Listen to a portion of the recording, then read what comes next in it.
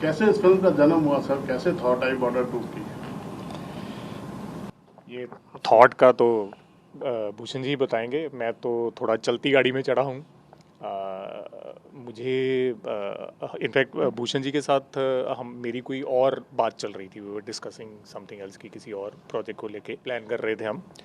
तो एक दिन अचानक ये बोलने लगे कि यार तू ऐसा कर, तू बॉर्डर कर ले।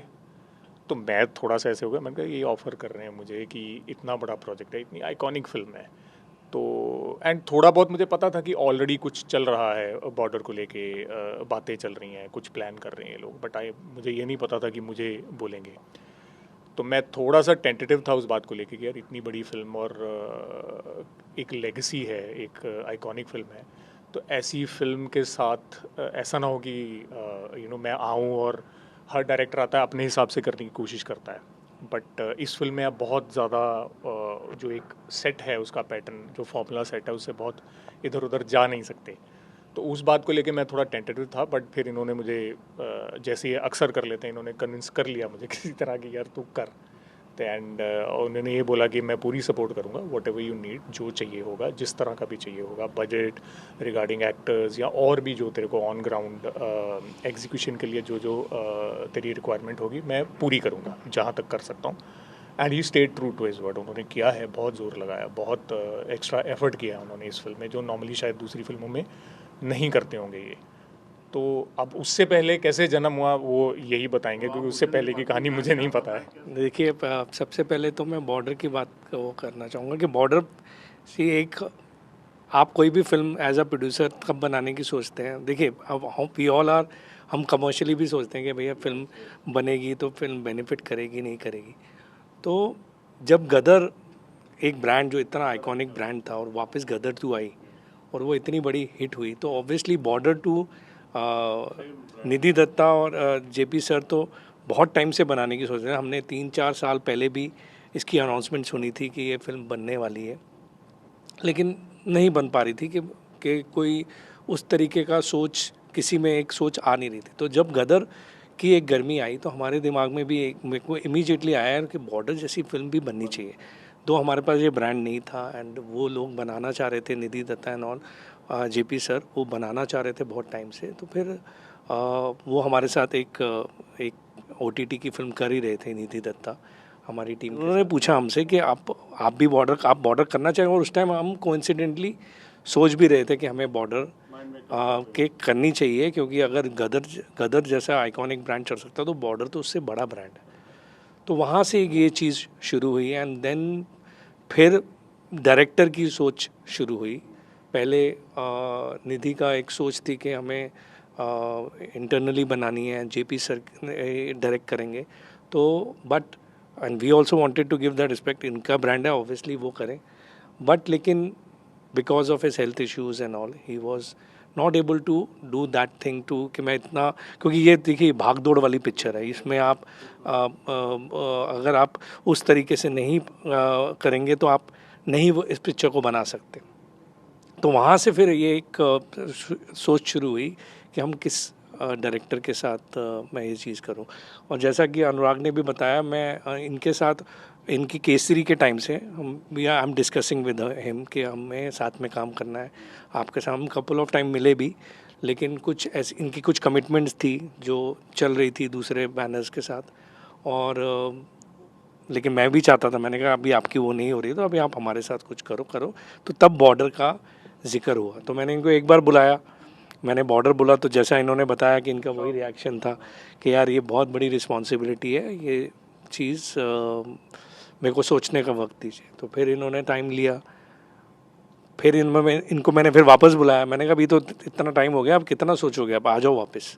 तो जब ये वापस आए तो फिर मैंने इनको कन्विंस करके साइन करके ही भेजा कि अभी आप साइन करके ही जाओ, पेजर हम साइन करा लेते हैं, तो वो हमने इनसे साइन करा लिया। मैंने कहा और मेरी गारंटी है आपको कोई पूरी क्रिएटिव फ्रीडम समय आपने मेरे साथ संदीप वांगा के भी इंटरव्यू लिए हैं सब जगह, एंड हमारा एकदम पॉलिसी क्लियर है। जिस चीज़ में मेरी सोच है कि जैसे म्यूज़िक में हमें एक वो है, तो मैंने इनको यही बोला, मैंने कहा म्यूज़िक में मैं ये नहीं कि आपकी सिचुएशन के बाहर निकल के कोई चीज़ सजेशन करूँगा, लेकिन मैं आपको सिचुएशन के हिसाब से ही अपनी चीज़ सजेस्ट करूँगा, तो उसमें हम लोग बहुत ही म्यूचुअल रहेंगे। उसमें आप मेरी एक चीज़ सुनना, एंड क्रिएटिविटी में I will not come between anything, और जहाँ जो चीज़ नेचुरली चाहिए होगी वो हम पूरी करेंगे। जो जैसा इन्होंने बताया कि हमने पूरी वो की, इन्होंने भी पूरा उस चीज़ को रिस्पेक्ट दिया, और वहाँ से ये कहानी शुरू हुई। और फिर इन्होंने पूरी स्क्रिप्ट लिखी, डायलॉग्स लिखे और उसको सराहा, और वहाँ से फिर शुरू हुआ एक्टर्स का। हमने काफ़ी एक्टर्स को ये सुनाई थी, एंड बट जैसा होता है ना कि जिसकी एक डेस्टिनी होती है और जिसकी किस्मत में होती है, तो वो सब चीज़ें इसमें बैठती है। ये from the first day he wanted Sunny sir, तो ऑफकोर्स उसके उनके बिना तो ये फिल्म बनी नहीं सकती। तो वो तो इनका भी थॉट यही था, मेरा भी थॉट क्लियर था कि उनके बिना तो ये फिल्म हम बना ही नहीं सकते। और फिर इनकी एक ख्वाहिश थी कि जो सेखो का कैरेक्टर है जो दलजीत ने निभाया, वो दलजीत ही करे। तो वहाँ उसको लेके हमारा काफ़ी बैक एंड फोर्थ चला। दलजीत भी करना चाहता था, और ये बहुत बुरी तरह चाहते कि वो रोल दलजीत ही करे। तो फिर सेटअप बनते बनते फिर दलजीत भी आ गए, हो गए, वरुण भी हो गया, आहान से भी एक हमें बहुत अच्छा कनेक्ट मिला because of Sunil sir border 1 में थे। तो उस हिसाब से पूरी फिल्म बनी, और आज बहुत खुशी हो रही है क्योंकि मैंने देखा इन्होंने 140 दिन जो शूटिंग करी है और जो नॉन स्टॉप मेहनत करी है। मतलब एक टाइम पे था मतलब कि ये फिल्म हम कैसे रिलीज़ अचीव करेंगे ये डेट पे, बट इनकी 24/7 की जो आप बोल रहे थे ना आते कि थोड़ा स्माइल करके करना, इन्होंने अपनी स्माइल, आज मैंने फर्स्ट टाइम आपको स्माइल कर नहीं इनकी स्माइल अभी रहे, खत्म हो गई। अभी भी देखिए ना, अभी फुल चार्ज होने में अभी लगेंगे इनको 5-7-10 दिन। कवर करते करते तो इन्होंने बहुत मेहनत करी, and hats off to him. अगर ये नहीं, क्योंकि बहुत डायरेक्टर, देखिए मैं नाम नहीं लूँगा, लेकिन बहुत सारे डायरेक्टर्स हैं जो सीधा हाथ खड़े कर देते हैं कि यार ये पॉसिबल ही नहीं है, मैं इस डेट पे इतनी बड़ी फिल्म नहीं डिलीवर कर सकता। बट इन्होंने मेरी बात रखी, मैंने इनको डेट की अहमियत बताई, और प्लस सबसे बड़ी बात इसमें ये थी कि कहानी जो हमने शूट की थी वो इसका मेन क्रक्स है, मेन चीज़ कहानी है। और जिस तरह कहानी और जो स्क्रीन प्ले और जो शूट किए हमने, जो इमोशंस हैं, वो सबसे मेन चीज़ है। बाकी एक्शन वगैरह तो मीन्स देखिए अच्छा है ही, डिफरेंट एक्शन इन्होंने किया, लेकिन मेन जो आत्मा है वो थी। तो मैंने इनको बोला यार वो हमारे पास है, बाकी चीज़ों को बेस्ट ऑफ आर एबिलिटी हम लोग करके इसको इस डेट पे लेके आते हैं। तो उसमें इन्होंने बहुत बहुत साथ दिया, और thank you very much for that Anurag. नहीं सर, थैंक यू। अपनी फिल्म है, फिल्म के लिए जो करना है वो तो करना ही है। गाना चाहिए था, तो जो रोमांटिक गाना हमने जी डाला। जी बिल्कुल सर। मैंने इनको दूसरा सजेस्ट किया, इन्होंने बोला मुझे ये डालने दीजिए, मेरे स्क्रीन प्ले में जा रहा है। तो मैंने वही इनको डालने दिया, और प्लस जब मैंने देखा तो मैंने आपको क्या बोला, आप बताओ। भूषण जी, मैं आपसे म्यूजिक में जानना चाहता हूँ क्योंकि आप एक्सपेरिमेंट करते हैं। इतना बड़ा गाना जब संदेशे आते हैं हुआ, हमने अनु मलिक जी से भी बात की, उन्होंने बेस्ट विशेष भी दी और बात किया कि भाई जो कर रहे हैं वो मालिक है उसका, वो उससे हमसे ज़्यादा अच्छा सोच सकते हैं उस गाने के बारे में, और जितनी सक्सेस पहले मिली उतने मिले। जावेद अख्तर जी ने कहीं कुछ ऐसा बोला, फिर उसने आपने, मगर दूसरे गाने को भी बहुत अप्रिशिएट किया गया। इस पे आपकी क्या सोच रहती है कि रिस्क रहता है, जो मीडिया की पब्लिसिटी भी चलती है वो कहीं राइट लेफ्ट सेंटर जाती है, तो उससे चिंता होती है कभी कुछ? देखिए डेफिनेटली अभी रिक्रिएशन के अलग अलग टाइप के दौर आते हैं। एक दौर आया था जब लोग रिक्रिएशन को, यूथ और सारे लोग बहुत पसंद करते थे, और कोई उसको नहीं उसको कुछ बोलता था कि क्यों कर दिया, ख़राब कर दिया, ये कर दिया, क्योंकि लोगों जिस जनरेशन ने, आज की जनरेशन ने वो गाना सुना ही नहीं था, तो उनको वो गाना सुनने को मिल रहा था। जैसे हमने पहला गाना रीमेक किया था दिलबर, तो उस टाइम किसी ने दिलबर जब आया तो लोगों को लगा नया गाना है। उस टाइम की जनरेशन ने वो गाना सुना ही नहीं था, और उनको एक बीट के साथ, एक विजुअल के साथ वो मिला, तो वहाँ से एक दौर शुरू हुआ था। फिर अब रिसेंटली वो दौर ख़त्म हो गया। आप जितने भी रीमेक करते हो वो रीमेक एक्सेप्ट नहीं होते। तो इसमें चैलेंज था, लेकिन हमने उसको मिथुन ने बहुत ही अच्छे तरीके से उसको पैकेज किया। जिस तरीके से उसने उसका म्यूज़िक दिया, मैंने उसको बोला मिनिमलिस्टिक चेंजेस होने ही नहीं चाहिए, जिसको जस्ट हमें ब्राइट करना है, बड़ा करना है गाने को, और प्लस हम और हमारी वॉइसेस भी, इतनी सारे एक्टर्स हैं तो हमें वॉइसेस भी अलग अलग चाहिए थे। तो इसलिए हमने ओरिजिनलिटी सोनू सर और रूप जी की रखते हुए हमने इसमें दलजीत की वॉइस ऐड करी, अरिजीत की वॉइस ऐड करी, विशाल मिश्रा की वॉइस ऐड करी, और इसको एक बहुत ही रिस्पेक्टफुली इस गाने को एक ट्रिब्यूट दिया। पुरानी टीम को भी क्रेडिट जी सबको क्रेडिट दिया सारी चीज़ों को करके। सॉरी मैं यही कहने रहा था, इस तरह का गाना जो आइकॉनिक है, मतलब इमॉर्टल है गाना, जो हमारे बाद भी रहेगा, उसको रिक्रिएट करना, पहले तो उसके लिए हिम्मत चाहिए।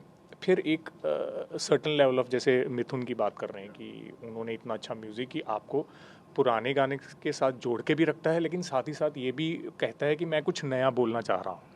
वो एक बहुत डिफ़िकल्ट बैलेंस है अचीव करना, जो कि मिथुन ने बहुत बढ़िया तरीके से किया है। एट द सेम टाइम उसके जो लिरिक्स हैं, अब वो जावेद साहब ने क्या लिरिक्स लिखे हुए हैं, तो आप अपने कैरेक्टर्स के हिसाब से, नई सिचुएशन के हिसाब से आपको लिरिक्स लिखने हैं, तो दे हैव टू, उनको उसका स्टैंडर्ड मैच करना पड़ेगा। अदरवाइज़ आप हल्के लिरिक्स लिख दोगे तो लोग एक्सेप्ट ही नहीं करेंगे, क्योंकि लोगों का बहुत प्यार है इस गाने के साथ, जो बहुत यादें हैं जो जुड़ी हुई हैं, तो आप उसके साथ खेल नहीं सकते। तो मनोज मुंतशिर जो है, उन्होंने इतने बढ़िया लिरिक्स लिखे हैं, मिथुन ने इतना बढ़िया म्यूज़िक दिखाया है, सब सिंगर्स जो हैं, सोनू जी ऑफ कोर्स, और रूप जी, अरिजीत हैं, दिलजीत हैं, उन्होंने इतने बढ़िया तरीके से गाना गाया, तो इट ऑल केम टुगेदर। मतलब अदरवाइज़ गाना ऐसा कुछ एक चीज़ भी ऑफ हो तो लैंड नहीं करता इतना आइकॉनिक गाना जो है। और इनको तो पता है, इनके पास सारा डेटा आता है, जो रिव्यूज़ हैं, जो लोगों की क्या रिएक्शंस हैं, वो सब ये लोग उसको स्टडी करते हैं, और वो स्टडी करके ही करते हैं। तो इनको तो पता है कि ऐसे गाने लैंड करवाना बहुत मुश्किल होता है। तो ये इस चीज़ को लेके I think all of us were like really on our toes कि यार ये सही होना चाहिए। इस चीज़ के साथ हम कोई भी ऐसा नहीं कर सकते कि 1% चांस भी नहीं दे सकते कि ये ऑफ जाए। फ्यूचर में क्या प्रोजेक्ट है अनुराग जी के साथ आपके? फ्यूचर में हम लोग साथ में कर रहे हैं ये, इनकी प्रोडक्शन और हमारी प्रोडक्शन जॉइंटली हम लोग, जैसे जॉइंट वेंचर हम करते हैं, जैसे मेरा संदीप वांगा के साथ भी जॉइंट वेंचर है, और उसमें ये डायरेक्टर रहेंगे प्लस ये प्रोड्यूसर भी रहेंगे हमारे साथ। तो हम जॉइंटली ऑब्वियसली काफ़ी काम साथ में करने के लिए हमने प्लान किया है, and that we will. Director को क्या चाहिए होता है? डायरेक्टर को ये चाहिए होता है कि यार उसको क्रिएटिवली फ्रीडम मिले, जिस हिसाब से वो काम करना चाहता है वो हो। दूसरा, उसको चाहिए होता है कि यार जो उसके साथ प्रोड्यूसर खड़े हैं वो कोलैबोरेशन में काम करें, बॉस बन के नहीं करें कि मैं मालिक हूँ, क्योंकि ये कोलैबोरेशन है, हम कोलीग्स हैं सारे। तो उस हिसाब से काम करें कि मुझे लगे कि यार मैं अपने घर में काम कर रहा हूँ, मैं जैसा मैं चाहता हूँ वैसा मुझे मिल रहा है, मुझे जो रिक्वायरमेंट्स वो सब मिल रही हैं, जो फ्रीडम चाहिए वो मिल रहा है, और तभी एक डायरेक्टर जो है अपना बेस्ट दे सकता है। जैसे ये बात कह रहे हैं कि अगर डेट के लिए इनका था कि इसी डेट पे आना है। अब अगर मेरी टीम है और मेरी टीम हम 24/7 बिना सोए 6-6, 7-7 दिन, 8 दिन काम कर रहे हैं, तो उसका रीज़न यही है कि हमको पता है कि यार इन्होंने जो फेथ दिखाया है हमारी टीम में, और जो हमें फ्रीडम मिला है, जो हमें जो कुछ हम चाहते थे सब कुछ करने को मिला है हमको, तो then we have to repay that, we can't go back on our commitment. तो ये फ्रीडम मिलना बहुत बड़ी बात होती है। प्लस इस तरह की फिल्म में जो रिक्वायर्ड बजट है वो डालना, वो बहुत बड़ी बात है। सारी सपोर्ट देना डायरेक्टर को। और जहाँ तक जैसे म्यूज़िक की भी आप बात कर रहे हैं, वो भी इन्होंने ऐसे नहीं था कि जो मैं कह रहा हूँ वो कोलैबोरेशन ही थी। उनका सिर्फ ये था कि यार मैं सजेशन दूंगा, आप देख लेना, अगर आपको मतलब अच्छा लगेगा, I will put my suggestions. तो वो वही हुआ, it worked out like a collaboration only, and I believe because of that only we have one of the best albums to come out in the recent year. नए गाने हैं वो भी बहुत अप्रिशिएट हो रहे हैं और बहुत अच्छे लिखे गए हैं, बहुत बढ़िया किए गए हैं। तो ये सब सिनर्जी जो बैठ रही है, तो ऑब्वियसली सही बैठ रही है, तो फिर उसको आगे क्यों ना बढ़ाया जाए। तो मेरा एक्सपीरियंस बहुत अच्छा रहा है, बहुत बढ़िया रहा है। एंड बेस्ट थिंग ये है कि मैं खुल के बोल सकता हूँ। हम लोग आपस में अगर बात कर रहे हैं तो नाराज़ होना है तो नाराज़ भी हो लेते हैं। मतलब ये ज़रूरी नहीं कि हर आपको फ़िल्टर रख के ही उसी लिहाज से आप थोड़ा उस तरह से, एक तरह से कह लो कि फ्रैंक होके दोस्तों की तरह भी आप कह सकते हो कि नहीं यार मुझे अच्छा नहीं लग रहा है, या ये ऐसा नहीं, ऐसा करते हैं, ऐसा करते हैं। तो वो एक बहुत बड़ी बात होती है, इस तरह से फ्री होके बात कर लेना, विच आई अप्रिशिएट अबाउट हिम कि वो एक्सेप्ट करते हैं उस बात को। अगली पिक्चर रिलीज से पहले आप इंटरव्यू देंगे, हिट होने के बाद नहीं? नहीं, इस बार तो देखिए माहौल ही नहीं बन पाया था, क्योंकि हम, जैसे इन्होंने बताया, हम राउंड द क्लॉक ये लगे हुए थे अपनी टीम के साथ पिक्चर डिलीवर करने में, तो इसलिए हमने इंटरव्यूज़ वगैरह करने का नहीं सोचा। चेज किया था सर। हाँ, आई नो, बट अगली पिक्चर जब हम अनाउंसमेंट पे ही इंटरव्यू दे देंगे। Thank you so very much. Thank you.